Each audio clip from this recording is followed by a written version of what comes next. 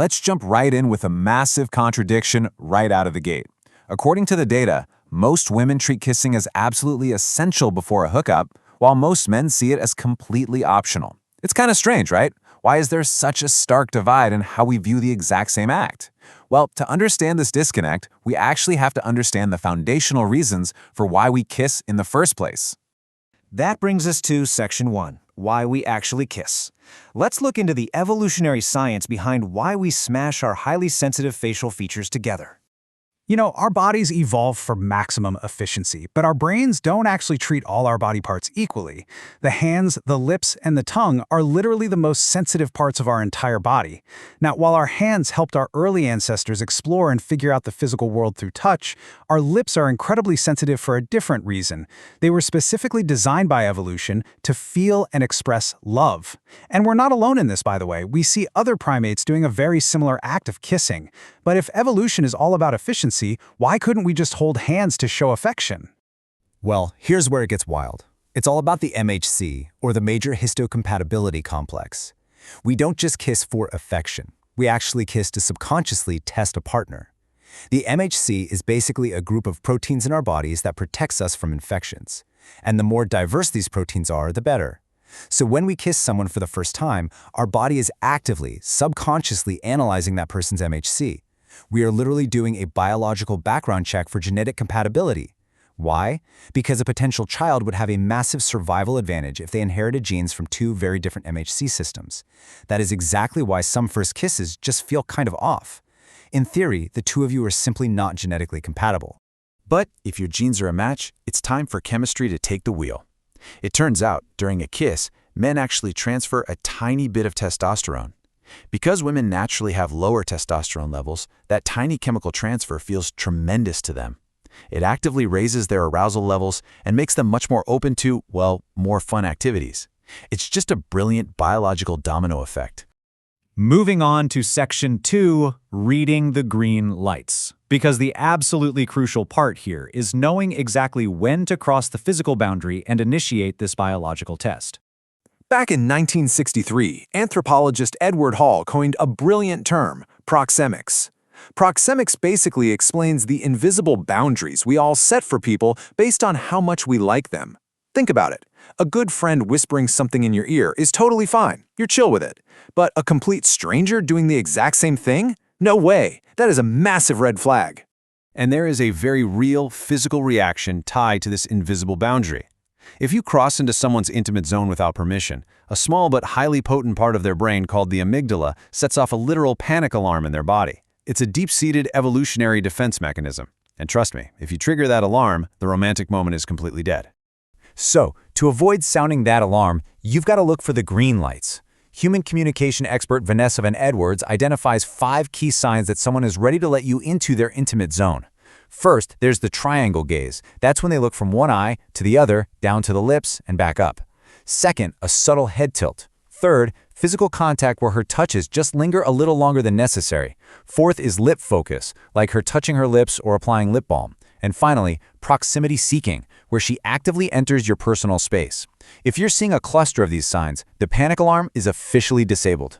Section 3, the perfect approach. Once you have a cluster of those green lights and you know she likes you, we move to the final phase, the flawless execution of the approach. Now, for some people, naturally leaning in just feels right at this point. But if you want to play it perfectly safe and eliminate literally all the guesswork, just look directly into her eyes and ask this incredibly simple, clarifying question. Do you want to kiss me? If she says yes, or even if she playfully says maybe, you go for it. But what if you misread the signals and she says no? Well, this brilliantly illustrates the ultimate backup plan. You playfully tease her. You say, well, I didn't say you could, but that's what it looked like. Boom. You've just saved the situation. The key here is all in the delivery. Don't be rude, and whatever you do, do not get defensive, or you will instantly kill any remaining attraction. If you deliver this with a warm, self-deprecating smile, it almost always gets a giggle and completely diffuses the tension. All right, assuming you get a yes or a maybe and you go in for the kiss, you need to know about a fascinating physical quirk. A 2003 study discovered that 2 out of 3 people naturally do something very specific when leaning in. They tilt their heads to the right. Why the rights? Well, it goes all the way back to infancy. It turns out this happens because the majority of mothers traditionally hold their babies on their left side. This actually forces the newborn baby to tilt their head to the right in order to feed. Because of this early development, our adult brains are hardwired to associate that right-leaning head tilt with feelings of deep comfort and warmth. It's a subconscious physical habit rooted right in our earliest days of survival. Section 4. The ultimate kissing deal breaker. Because listen, even with the perfect approach, the right genetic compatibility, and the perfect comforting head tilt, there is one fatal error that will get you ghosted immediately. To really understand this deal breaker, let's look at Clark Gable. He was the impossibly charming bad boy of 1930s Hollywood. The looks, the charm, he seemed almost too good to be true. And when he starred alongside the relatively unknown British actress Vivien Leigh in Gone with the Wind, they shared this iconic, highly rated on-screen kiss. In fact, decades later in 2017, it was still rated as the 9th best on-screen kiss in all of cinema history.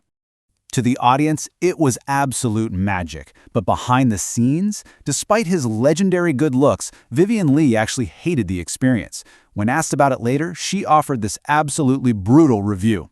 The grand illusion of the perfect Hollywood kiss was shattered by one incredibly unromantic reality: his breath. Here is the backstory that not everyone knew. A few years before filming, Gable had suffered a severe gum infection. It was so bad, it actually led to the removal of all his teeth, and he subsequently developed a severe condition called halitosis, and it smells exactly how it sounds. This condition was so intense, it sent his co-stars, Vivien Leigh included, running for the hills, preferring to keep their lips as far away from him as humanly possible. Now, you might be thinking, well, that's just an old Hollywood anecdote, right? But a 2007 study backs up Vivien Leigh's disgust perfectly. Check out this data.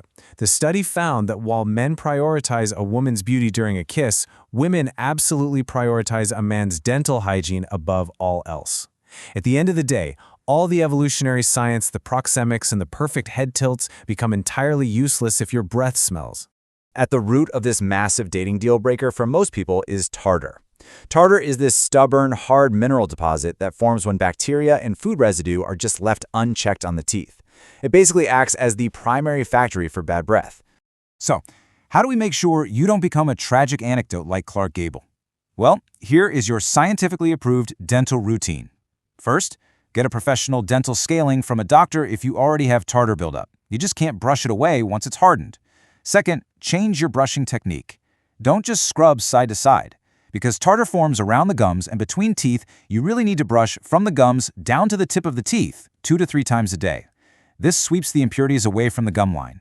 Third, incorporate a water flosser. And fourth, use dental picks to ensure absolutely no impurities are left behind in those hard-to-reach spots.